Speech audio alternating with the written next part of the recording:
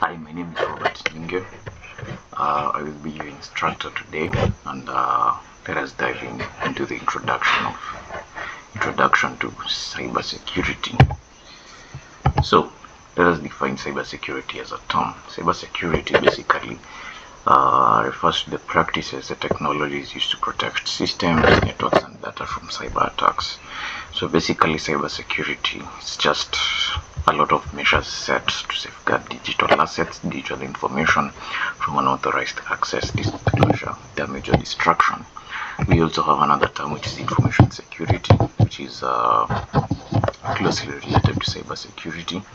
And information security is the practice or the practices of protecting information from unauthorized use, access, disclosure, disruption, modification, or destruction. Alright, now let us look at the importance of cybersecurity. Cybersecurity is a growing field, and right now every industry needs to incorporate cybersecurity.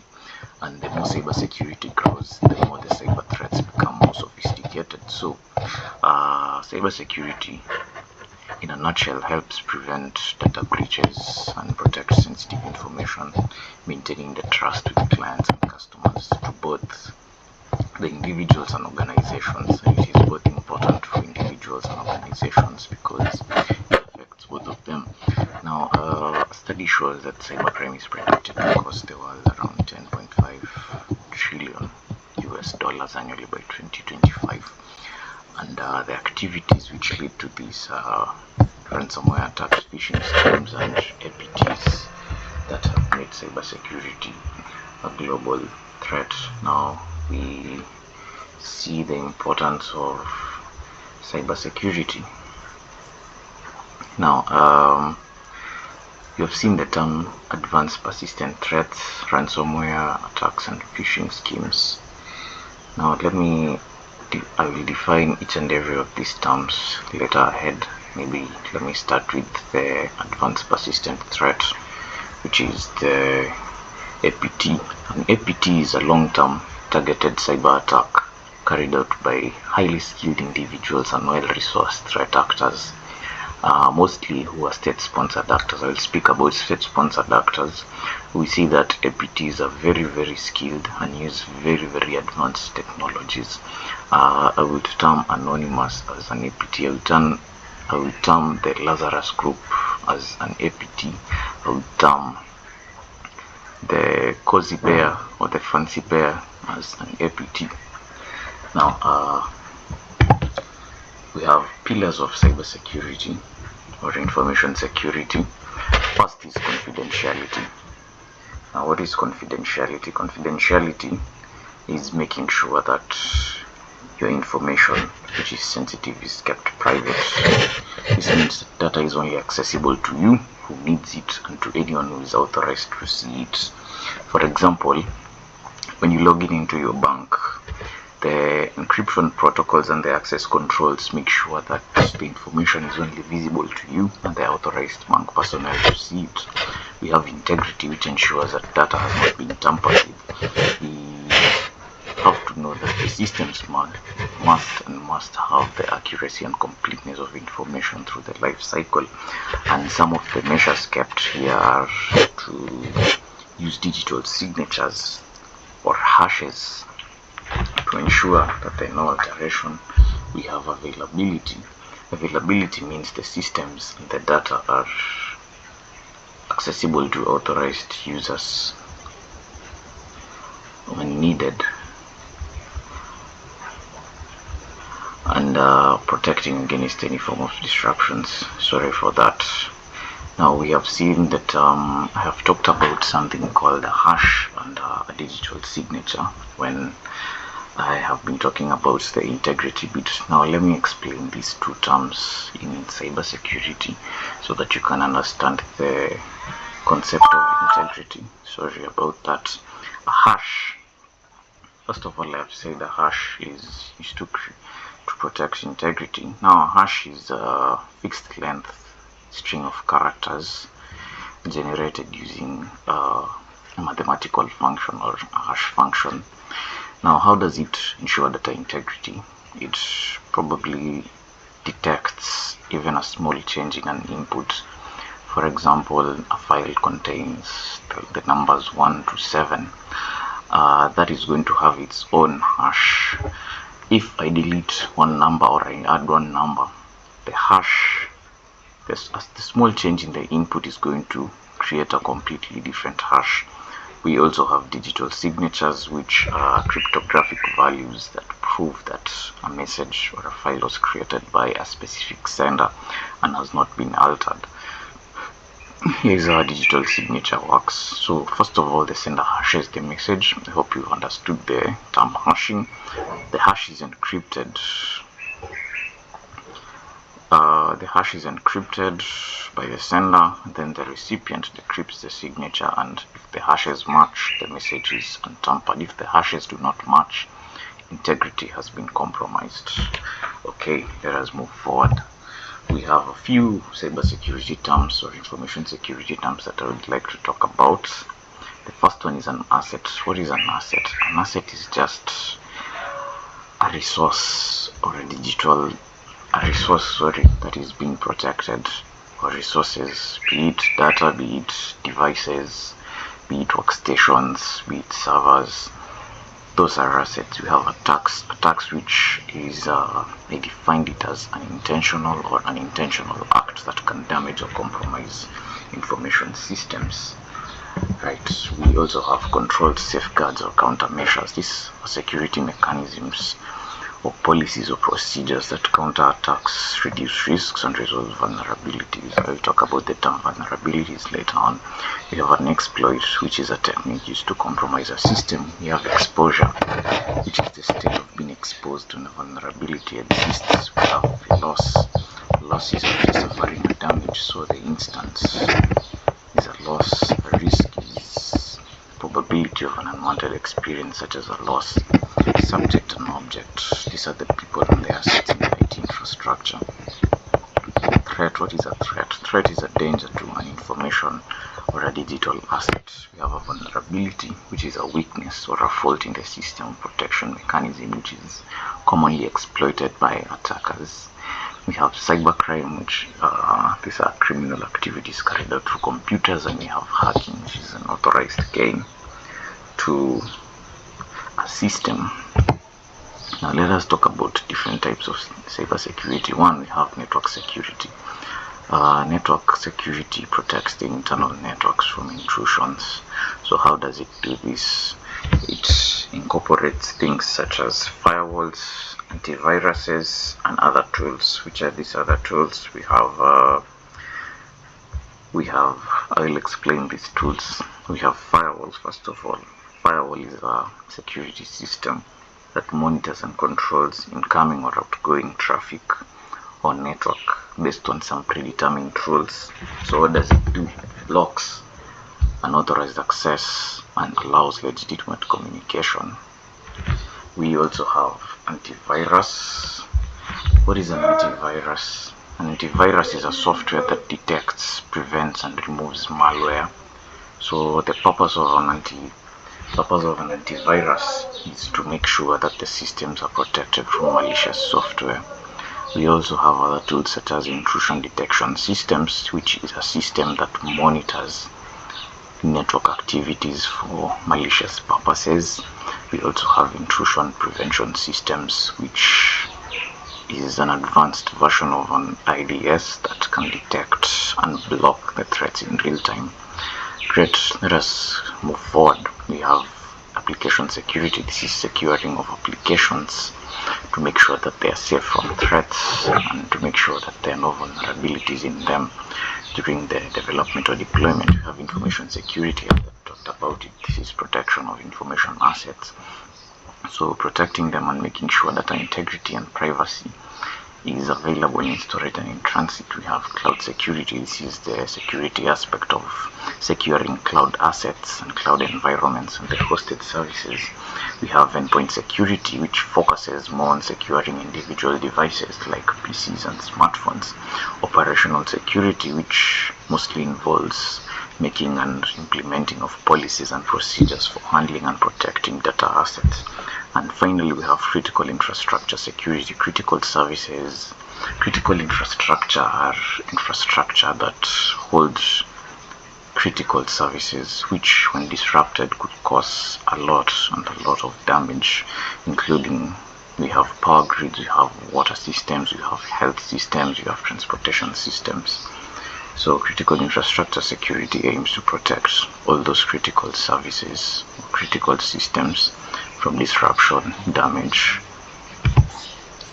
We also have types of threats. Now the first one is malware. Malware is short form for malicious software. This is software or softwares designed to harm, exploit, or compromise a system. We also have ransomware, which is a type of malware which encrypts files and demands payment for their release. Now, there are different types of malwares, and ransomware is one of them.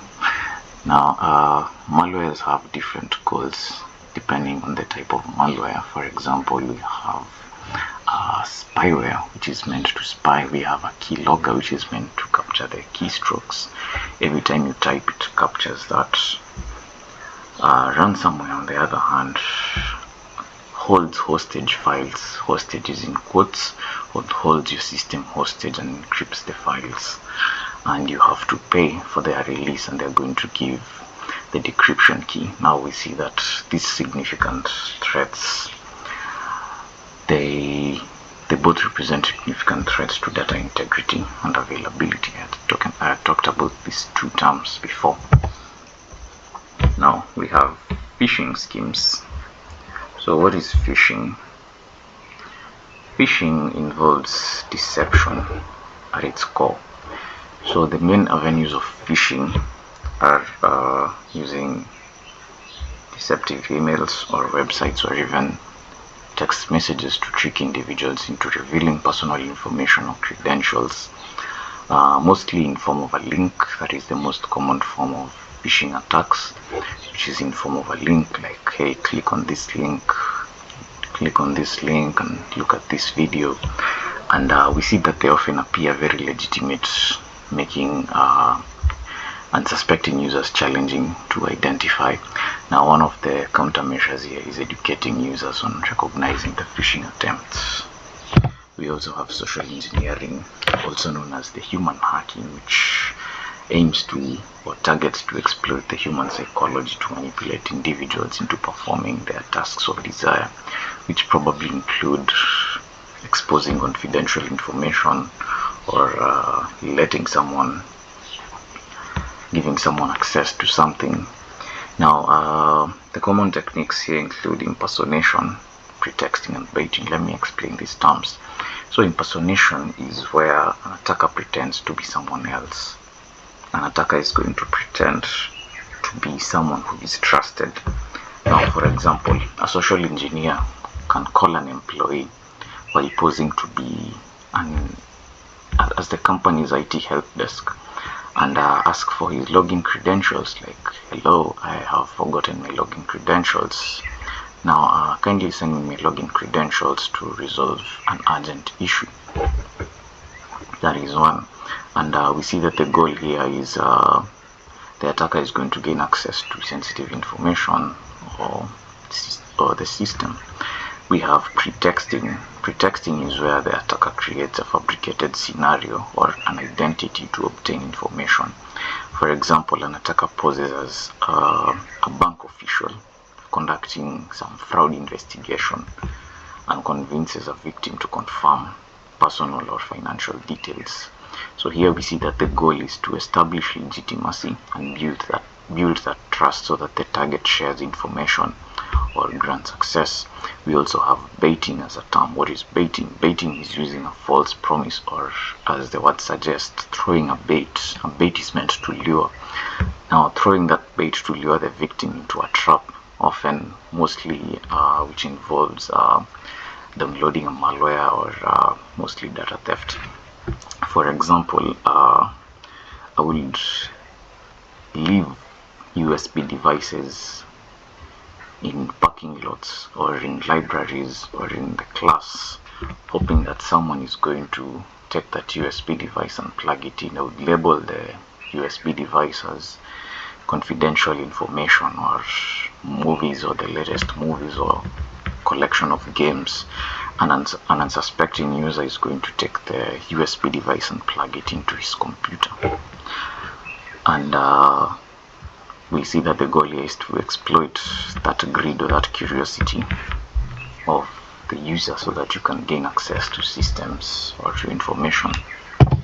Now we have the denial of service attack. What is the denial of service attack? Denial of service attack is where a service or a system gets overwhelmed, making them unavailable to user.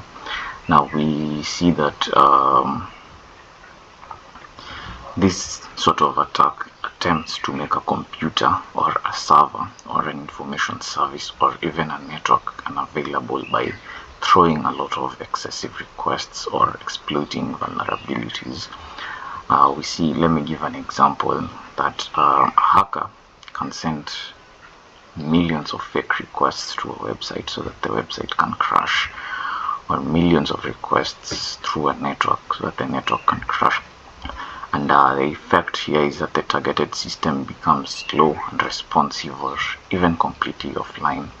We have another term which is DDoS, which is a distributed denial of service attack, which is a form of denial of service attack, but it is a very powerful form of denial of service attack where traffic comes from multiple computers or devices, which are commonly referred to as botnets. A botnet is a network of infected machines, so the whole network of infected machines sends traffic to either a network or a website, flooding the services with traffic, making it to go offline, and it is harder to block the distributed denial of service because the attack traffic comes from many sources across the internet.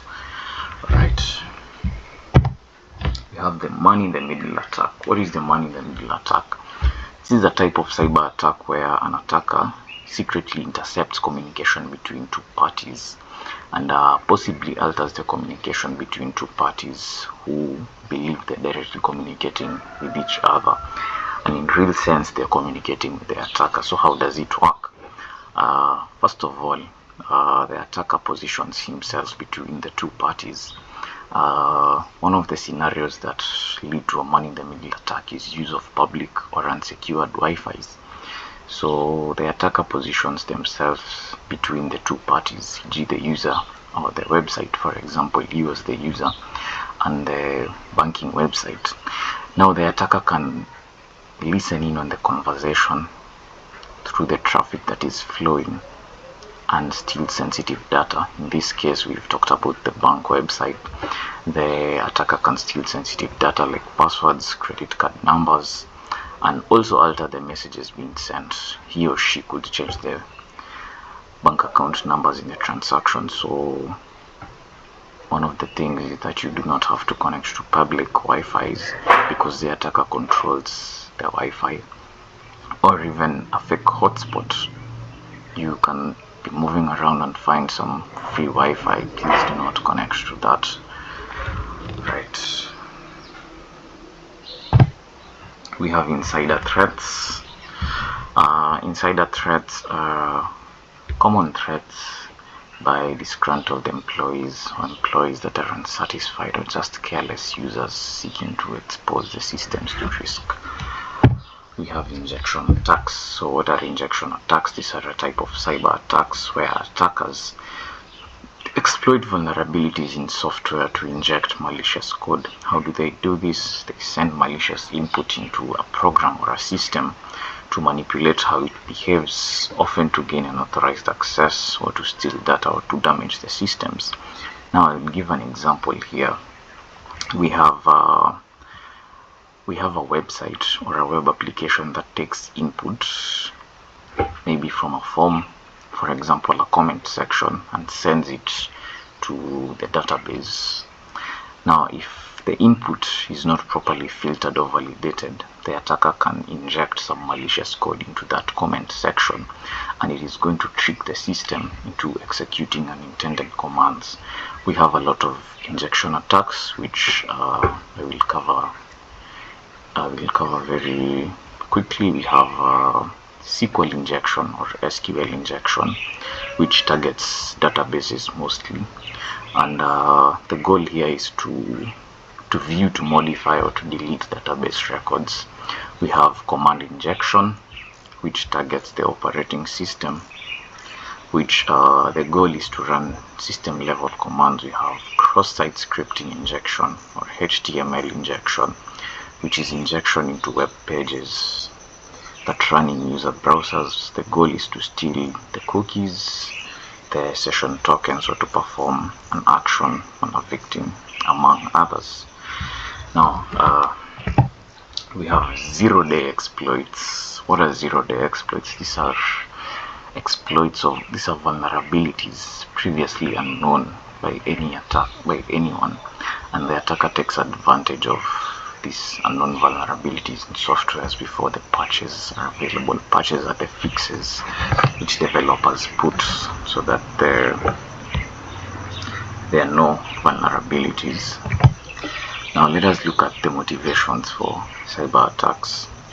The first one and the most common one is financial gain. Most cyber attacks happen due to financial gain, and there are common attack vectors, which are first of all ransomware, which the attackers demand a lot of money, a lot of payment for the decryption key. We have phishing and fraud, which tricks users into providing sensitive information such as bank details. We have credit card theft, which involves stealing payment card data for sale or direct fraud. We have cryptojacking.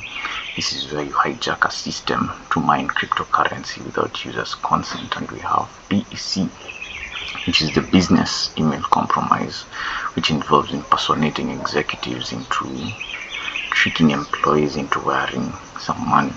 We also have hacktivism, which is fueled by political or ideological motives, which are attacks that are meant to carry out or to promote a political agenda, a social cause, an ideological or a religious belief.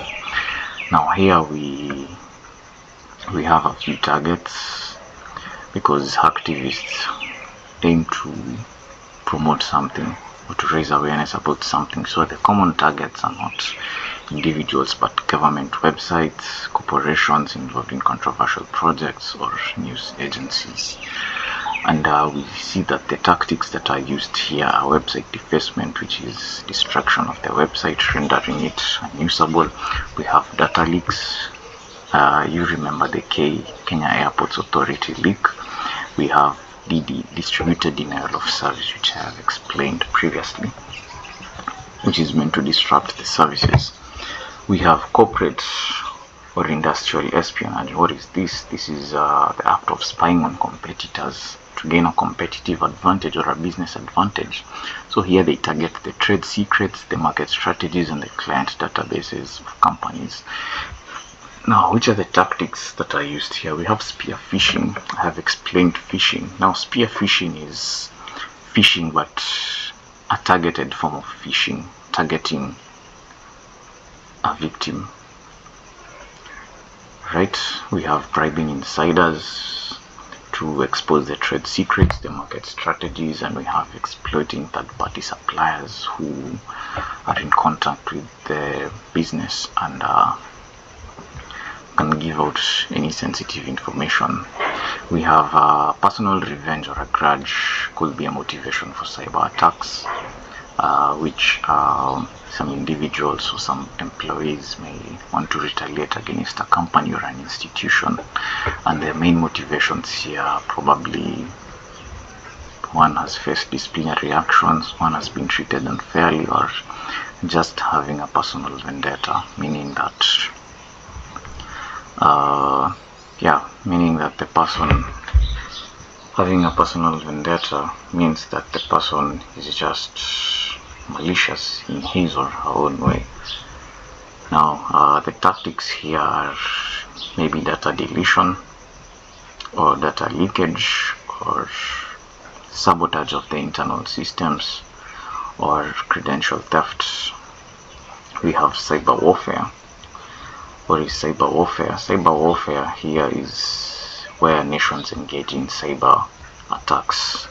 We have the example of the US and the China, where cyber attacks are launched by one nation or a group against one another.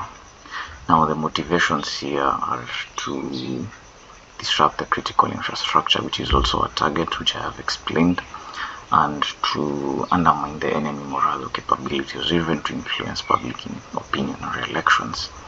We have cyber espionage. So what is cyber espionage? This is the use of digital methods to secretly gather confidential data, and cyber espionage is mostly done by state-sponsored actors, which I'm going to speak about in a few minutes, or competitors who engage in cyber attacks to gather confidential information for maybe political or economic reasons.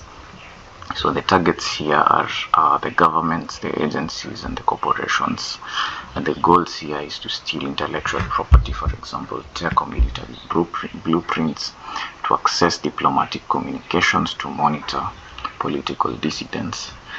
We have the tools used. To have the APTs, which I have explained, and the custom malware and the zero-day exploits, which I had explained. I hope you were attentive. We have also social and psychological issues which can lead to cyber attacks. Some attackers act out of compulsion, mental health challenges, or social alienation, and what motivates them is to seek recognition or validation, anger issues or isolation, or wanting to have that sense of power. We have cyber terrorism, which involves attackers who want to cause fear or disruption. This is directly related to the act of terrorism, but this is done to the digital world. So the goals here are to destabilize governments, to cause fear or chaos, or to damage infrastructure. How do they do this? They attack public utilities or even critical infrastructure. They also use propaganda or disinformation, and they disrupt the emergency services or the critical infrastructure. Finally, we have the thrill or the challenge or curiosity. This is most common about the young and emerging hackers or the script kiddies. Some people just do it for fun or for ego, to just test their skills. And the risks here can be very, very serious damage. And often they become more involved in more cybercrime because they rarely understand the full consequences. I will talk about the term script kiddie later on. Now let us talk about the types of hackers. We have the white hat hackers, which are the good hackers. They wear the good hat, and their intent is very defensive, with permission to hack. Remember, you do not have to hack.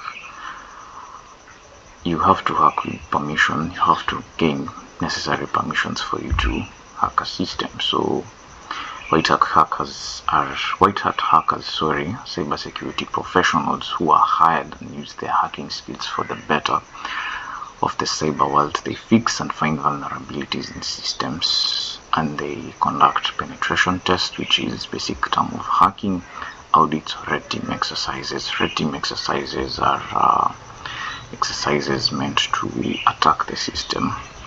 We have black hat hackers, which are the malicious hackers who wear the bad hat, and their intent is offensive, and they are illegal types of hackers. So these people are the bad guys. These guys hack for personal or financial gain, sabotage, or malware or cyber espionage. So basically they exploit vulnerabilities without the consent, and they deploy malware, ransomware. They steal sensitive data or even render the system unavailable. We have the grey hat hackers whose moral is mixed depending on the situations. They're going to take either the black or the white hat. Now they do exploit systems without malicious intent, but remember, you have to gain permission. Remember, you have to do it with permission, and they do it without permission, and they end up revealing vulnerabilities or asking for a bounty afterwards. We have script kiddies who are the newbies. They usually hack for fun or recognition, and they use tools that are pre-made, or scripts that are pre-made, or malware kits that are created by others, and commonly target gaming servers, social media accounts, and school networks. We have hacktivists. Most popular activists are anonymous, who hack for a political or social cause. Now, they combine the act of hacking with activism, aiming to disrupt, to expose, or protest against organizations or governments that believe that are unethical. So a few tactics use the denial of service, we have leaking confidential information, and we have website defacement. We have cyber terrorists. They do the act of terrorism but on the cyber world, and their main intention is to cause fear, disruption, or damage. And they use their hacking techniques on a very large scale, promoting and often targeting critical infrastructure and promoting fear. We have state-sponsored actors or hackers. These are hackers that are backed by the government and are paid by the government. The main form of hacking is to conduct cyber espionage, to do sabotage, or to have election interference or intellectual property theft. The tools are the APTs and the zero-day exploits, which I had explained previously. We have the red hat hackers, who are vigilantes. They are the counter hackers, and in this case they target black hat hackers. They hack the bad hackers. As much as their legal status is often illegal, but they operate outside legal boundaries. They are not the good types of hackers, even though they hack the bad guys. So we have the green hat hackers. These are the fresh hackers, or the newcomers, or the trainees in the hacking world.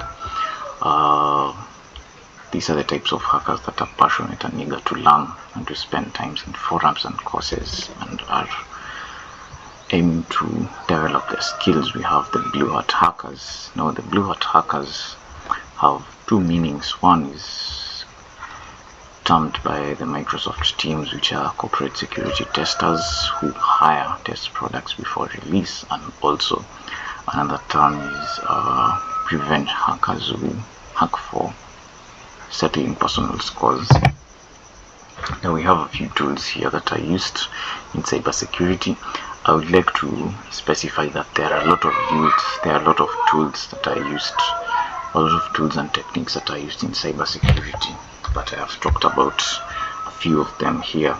Now, we have a firewall. I had talked about a firewall before. So a firewall basically monitors and controls incoming or outgoing network traffic based on some predetermined rules, and blocks unauthorized access and allows legitimate access. We have an antivirus, which detects or removes malicious software and protecting the system from malicious software. We have intrusion detection systems, which monitor networks or system activities for suspicious activity, and it alerts but doesn't block.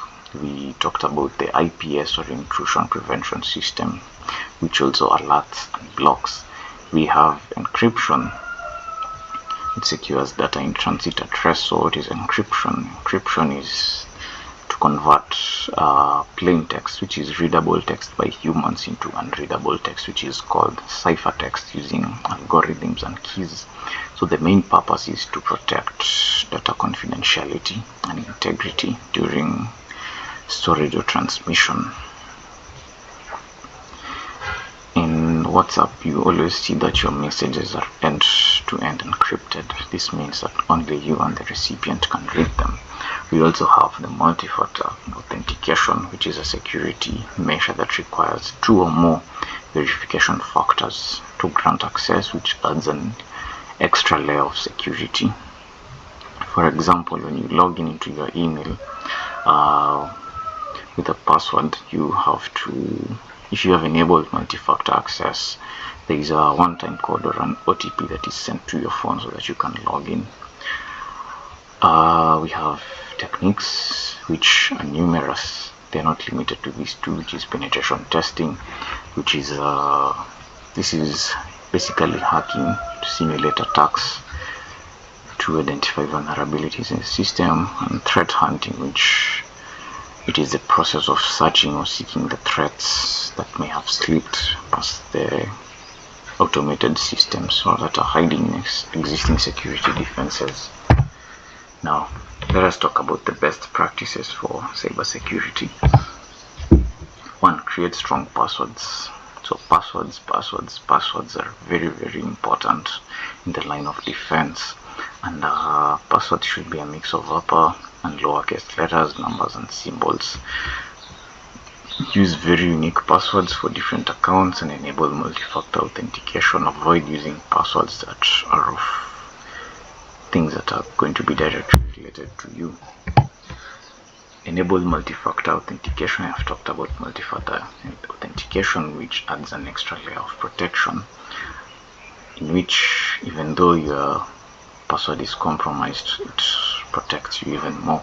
So how do you do this? Enable the multi-factor authentication, which can be sent through your email or authenticator apps, or even SMS, though it is a bit unsafe to use SMS. We have safe browsing habits. Now, avoid dubious websites. Avoid these fishy websites. For example, websites that offer free movies or websites that offer free services. You can also ensure that HTTPS is enabled for secure transactions. Whenever you browse at the top right, there is always the protocol HTTPS. The S means secure. Do not browse on a website that has HTTP. That means that it is not secure. Now, also update your web browsers, because attackers could use vulnerabilities in outdated web browsers to hack you. Also, avoid using public Wi-Fi. I talked about the man-in-the-middle attacks, which put you at a risk of data interception. Another safe browsing habit is avoid clicking on unknown links or downloading suspicious attachments. Before, when someone sends you a link, you can send it to some websites which check for viruses or send them to your antivirus systems. I commonly use VirusTotal to send any links or any attachments there to search for any suspicious things such as malwares. Also, you can hover over the links to preview URLs, mostly links sent through emails or just regular links. Just hover the cursor on top to preview. Keep softwares and systems updated. So why does it matter? Because many attackers exploit known vulnerabilities in outdated systems. So the best practices here are to regularly update your OS, your applications, your antivirus, and your browsers, and make sure that the updates are automatic. We have installing and maintaining an antivirus or an anti-malware solutions. We talked about these tools that block or detect malicious activity in code. Now, choose a reputable suite and avoid the free antiviruses. There is one thing I would also love to tell you: avoid the free antiviruses. We have regularly backing up your data. Backing up your data protects you from system failures, ransomware attacks, or accidental deletion. You can back up your data to the cloud or through an external storage. There is always a rule, which is one of the best practices, which you have to have 3 copies of something in 2 different media types, and one should be either off-site or in the cloud. Also, automate your backups and test them regularly. We also have implementing cybersecurity policies, which is a measure for the organizations, making sure that there are good policies that outline the acceptable use of IT resources, procedures or reporting breaches, and guidelines for data protections, and the policies must be reviewed and updated regularly. We have employee training, which is talked about social engineering, which targets the human, which is also called human hacking. So raising awareness of the employees is very, very essential through workshops and simulations to demonstrate potential threats. which in turn empowers the employees to act as the first line of defense against cyber attacks. We have limiting user privilege by using the least privilege principle.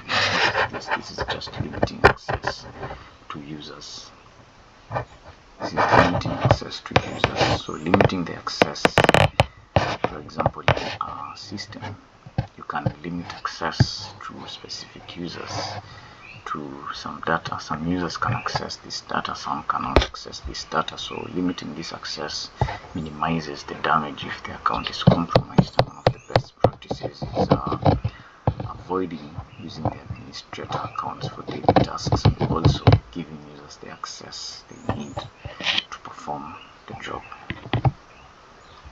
I talked about using secure Wi-Fi networks and avoiding public Wi-Fi, so which can be exploited by attackers. Best practices are changing the default login router credentials, using WPA3 protocol for encryption on your router, hide the SSID, and possibly, if you're in public, kindly use your phone hotspot. It is safe to connect to your own hotspot from your phone. Okay, I talked about the public Wi-Fi, avoid using it, and if you have to use it, use a VPN. Secure digital devices, because they store massive amounts of sensitive data and are easily lost or stolen. So how do you secure them? Use pins, biometrics, and password locks. Enable remote wiping features in case you lose them and they have sensitive data. And third, install security apps. Install them from trusted sources. Avoid the unknown sources. For example, these websites that offer cracked applications. Now, what are the different roles and careers in cybersecurity? We have one, the Security Operations Center Analyst, or the SOC Analyst. Now, the main role of the SOC Analyst is monitoring and analyzing security events in real time, and they are there in the line of defense. So what do? They monitor alerts and security events, analyzing suspicious activities and logs, and they respond to incidents. The goal is to ensure the protection of IT infrastructure. We have the penetration tester, or the ethical hacker, who does offensive testing as his main role, who simulates cyber attacks to test and to find vulnerabilities. We have another role, which is to exploit vulnerabilities ethically and provide detailed reports. So the main tasks here are to perform the tests on the networks, apps, and hardwares, and to also write reports. The end goal here is to identify and to fix security flaws before the real attackers do. We have the security engineer, or the architect, who builds, designs, and maintains and manages the security systems. The main tasks here include designing the firewalls and implementing the firewalls, configuring the security infrastructure and the tools, and patching and hardening the servers and the networks and the whole architecture. So the goal is to strengthen the organization's architecture. We have the threat intelligence analyst, who the main role is to do cyber threat research and analysis, and he or she studies cyber threats and adversaries and collects and analyzes and reports on the threat data. So he or she analyzes these threats, these indicators, tracking hacker groups, and making sure that the security side, which he or she is working on, is enriched with data for intelligence to prepare or to prevent for attacks. We have the malware analyst, or the reverse engineer. So what he or she does is to examine malicious software to understand its behavior by deconstructing the malware. So they do this by analyzing binaries and codes. They also build detection signatures, and they help detect, contain, and mitigate malware infection. We have the GRC specialist, which stands for governance, risk, and compliance. They ensure that the cybersecurity aligns with business, legal, and regulatory standards. So the main tasks are to conduct audits and risk assessments to ensure compliance and to develop cybersecurity policies. In short, they maintain compliance and manage cyber risks. Strategically, we have incident responder. So their roles, and the main role is to react and to manage and to mitigate security breaches. So what do?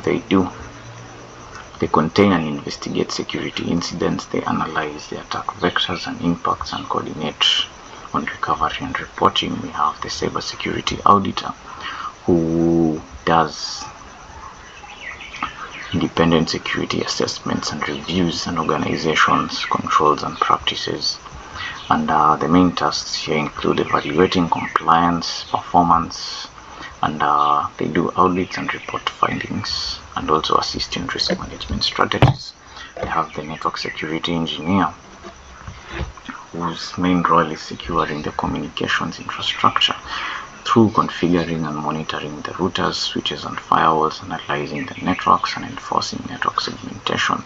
We also have application security specialist, whose main role is to secure the software development through reviewing the source codes, integrating security in the pipelines, and performing static and dynamic application testing. We have the cloud security engineer, whose main role is to protect cloud infrastructure and environments. So how do they do this?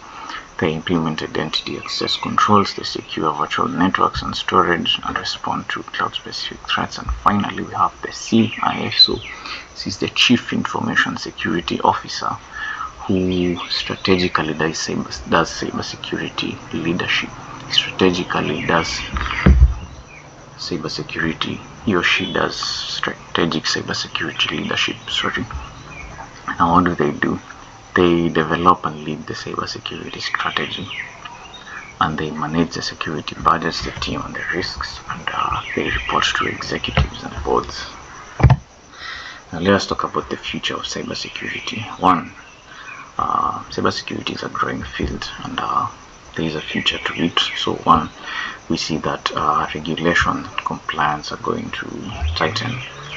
Now there are a lot of data laws and there are a lot of privacy laws, and which are going to be enforced in the near future, and they're going to be enforced in a very, very strong way. And since they're related to cybersecurity will no longer be optional. It has to be a regulatory necessity for all companies. Now companies will have to look for cybersecurity roles, and they're going to have to invest in cybersecurity aspects. We have automation and security orchestration. Some of the roles in cybersecurity are done manually. Not all of them, but most of them are done manually. Some are done automatically, but we have the future of cybersecurity, which means that there's going to be a lot of automation, which is going to reduce alert fatigue, especially in the people who work in the SOC, and improve threat handling in time. So this makes sure that the security teams are going to be more efficient. Is the human element and the cybersecurity awareness. We talked about social engineering, one of the most important vectors, and more emphasis will be placed on cyber hygiene to make sure that the employees and the security awareness is heightened. We also have expansion of attack surfaces. All of us are surrounded by Internet of Things and IoT devices, billions and billions of them, such as CCTVs, smart meters, wearables, and vulnerabilities are going to increase. So the attack surface is going to increase. We have OT, operational technology, which are the industrial control systems, the SCADA systems, and the smart cities. As we are going, as most of the things are going smart, we have smart cars, we have smart watches, we have smart fridges, we have a lot of things that are implementing the smart aspect. They're going to be targeted by nation-state cyber attackers. So the attack surface is going to be wider. We have 5G networks which offer faster speeds, but also endpoints to also we have the increased use of artificial intelligence and machine learning in both cyber defense and the cyber attacking fields by the cyber criminals. So AI-powered systems are going to detect anomalies and threats in real time through machine learning, which is going to help in predictive threat modeling and automated threat responses. We also have artificial intelligence on the offense side, which is used by cyber criminals to create AIs or deepfakes or to create smarter malwares or perform extensive social engineering attacks. Thank you for listening to me.